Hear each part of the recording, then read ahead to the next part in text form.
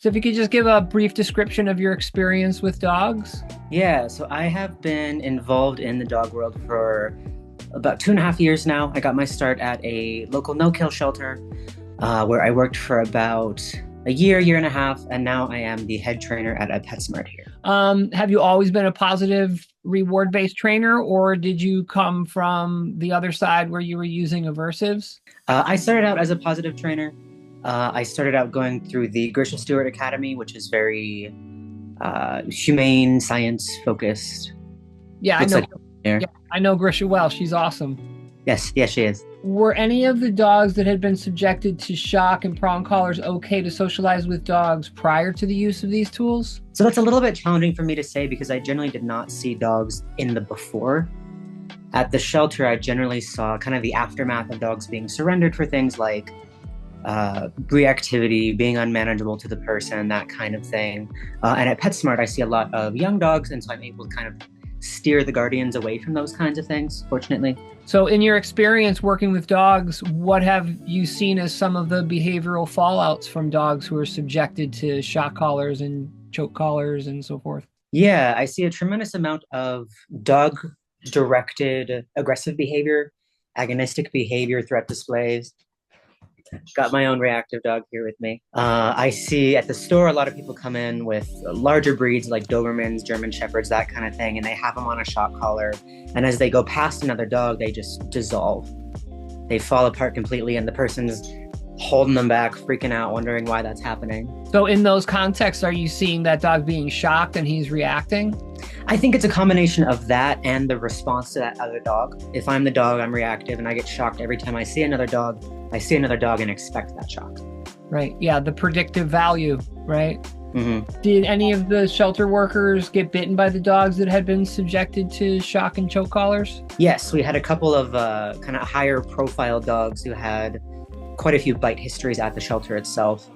One of the problems with this shelter is that they are pretty eager to embrace those sort of methods. I actually parted ways with them over disagreements there. And I know they've really leaned more into the shock collar use there, which is quite sad. Yeah. Wow. What a shock. You stopped working with the shelter. I think everybody I've ever known who's gone to volunteer, I said, okay, well, you're going to end up quitting. And they're like, how do you know? I'm like, because you're really good of a person. You really care about dogs. And you're going to find out when you get there how little a lot of shelters really care about dogs, unfortunately. So what are the behavioral fallouts that you've witnessed from dogs who are subjected to shock collars and prong collars? One of the big ones is that increased amount of agonistic behavior, freaking out when other dogs come near, that kind of thing. I see a lot of increased stressed out body language. When I saw the invitation for this interview, I thought of two dogs from the shelter. One of them, her name was Sweetheart, and her person brought her in, and she was just like low on her belly, cowering, and she had a prong collar and a shock collar on. And the prong collar was actually embedded in her neck. It had punctured the skin. And this woman was clearly miserable. She did not want to be doing this. But she had gone to a training facility here to get this dog trained as a service dog. My response exactly. And so she had come in needing one of the services that the shelter provides. We have a food program, we have other stuff than just adoptions. And the dog refused to move, would not budge, cowering, shaking. And so me and one of the other staff went over to her to kind of talk about what was going on. And that's when we saw that the prong collar was embedded. The shock collar looked like it had been just like on her kind of permanently. The fur around it was all disgusting. Yeah.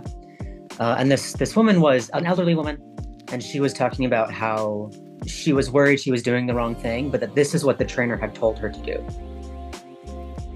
And I went and cried in the bathroom, and I called the training facility and yelled at them on the phone. That was a lot of fun. The other dog that comes to mind was a senior lab mix named Molly. And she had been surrendered to us at about 13 years old, which is heartbreaking in its own right. But one of the issues with Molly is that she would not eat at first. She was with us for a couple of days and had not been really eating. We couldn't figure out why. We changed the food. We put toppers on the food. We tried to feed her in a different location, that kind of thing, where it's a little bit quieter. And I got a bug in my brain because she was surrendered with a shock collar. And so I called the person who had surrendered her and I said, does she have a specific release word around food? And the answer was yes. The trainer had instructed her to shock Molly if she goes after her own food without being told the release word. And so if I had not kind of put those pieces together, who knows what would have happened to this poor dog? Right. Well, you bring up a common theme so far that everybody has mentioned, which is the dog guardian felt bad about doing it, but they did it because a professional that they had hired told them to do it. And that's basically, if you're aware of it, you probably are, is the Milgram experiment, right? Where these people were instructed to cause prisoners harm via Shock them, yeah. even Yeah. though they were fake shocking them, they were acting it out. But they found through this study, as you know, that people are more likely to do something egregious if a professional or an authority figure is telling them to do it, which is pretty telling. What are the reasons that people using shock and prong collars, what are the reasons that they get told to use them? What's the sales pitch usually? Usually when I see people come in with a dog on a prong collar or buying a prong collar, buying a shock collar, that kind of thing, they are in a position where they need a quick fix. Maybe the dog is barking and there's a threat of eviction. Maybe it's icy outside and the dog pulled down their mother and their mother fractured a hip, something like that, so they get the prong collar. Or their dog has shown reactivity. They don't know what to do about that. They see the videos on Facebook of the dogs being shut down. They think, oh, that looks great, because they don't realize what it is. They don't see it for what it is. I don't think anybody, any kind of average dog guardian goes, oh, I can't wait to hurt my dog. So my beef is not with them. My beef is with the trainers who ought to know better, still suggesting these tools. You actually took the phrase right out of my mouth that I say all the time. Nobody gets a dog and says, oh, I can't wait to hurt him. But people do, right? Mm-hmm. Somehow, some way they find, whether it's, a shock collar, prong collar, or they're told to, hit their dog or whatever. Yeah, whatever it is, right? They get some information and then they start doing things against their better self. What would you like the legislature here in New Jersey to know about passing this bill that would ban the use of shock collars and prong collars in professional pet dog training? I would like them to know that it's a public health concern. Because when we have animals with sharp teeth and strong jaws who are being pushed into a corner, we're going to see more bites from dogs who are subjected to things like continuous aversive training methods. Outside of concern for the dog's welfare, which I think is just as pressing, it's a public health concern because we can see more bites. And I don't think anybody wants that. Yeah, that's great. Perfect answer. I interviewed another trainer who also spent time in the legislature in Indiana, and when I asked him that question about what do you want the legislature here in New Jersey to know, he brought up the exact same thing you did, which was that your job as legislators is to create a safe environment for your constituents. And obviously, fight, flight, freeze, right? They're going to do one of them. If you cause a dog fear or pain, they're either going to aggress, shut down, right?